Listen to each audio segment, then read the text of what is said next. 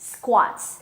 This is a leg strength use booster. Dahil alam mo ba na ang simpleng exercise na ito, it can actually make you look and feel 10 to 15 years younger.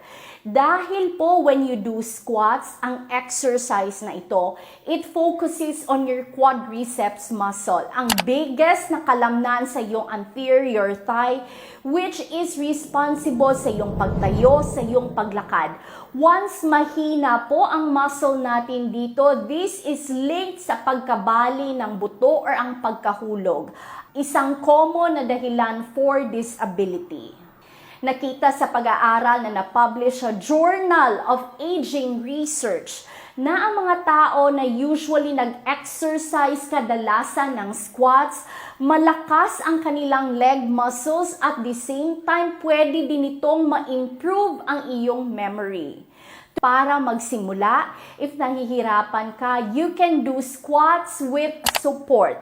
Importante po ito, especially sa ating mga pasyente whose balance is affected. If parati kang natutumba. But mind you po, if balance is impaired, mas mainam na may physical therapist together sa inyo while doing these exercises. This way, mas ma-ensure po ang iyong safety. You can do squats without support for intermediate level and weighted squats for advanced fitness.